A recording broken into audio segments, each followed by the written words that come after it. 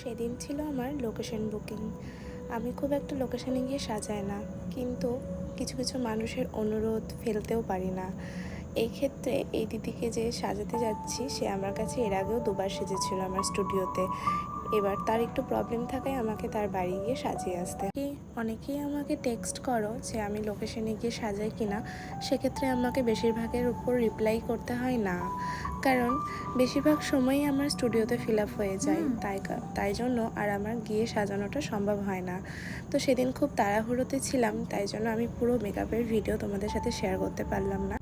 একদম পুরোপুরি কমপ্লিট হওয়ার পরই তোমাদের সাথে ফাইনাল লুকটা শেয়ার করলাম। দিদি সেদিন ছিল বিয়ের প্রথম বিবাহবার্ষিকী, আর তার ডিমান্ড ছিল এই টাইপের makeup, hair style, sari draping. তোমাদের ইচ্ছে পূরণটাই হলো আমাদের কাছে সবথেকে বড় পাওনা। তোমরা যেভাবে আমাদের কাছে ডিমান্ড করো, সেটাই আমাদের উচিত সেইভাবে পূরণ করার। আর এই দিদির ইচ্ছেও ছিল একটা সুন্দর ফ্লাওয়ার বান করার।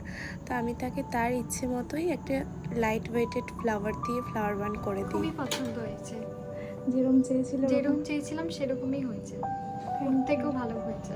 Thank you. দিদি নিজের মুখেই তার রিভিউটা আমার কাছে শেয়ার করলো। তোমাদের কেমন লাগছে এই মিষ্টি লুকটা তোমরা অবশ্যই জানিও। আর এরপর ছিল আমার দুটো পার্টি মেকআপ। দিদির শাশুড়িকে সাজানো ছিল আর ননদকে। তাদের লুকটাও আমি তোমাদের সাথে শেয়ার করলাম। তাদেরকে কেমন লাগছে সেটাও কিন্তু অবশ্যই জানাতে ভুলো না।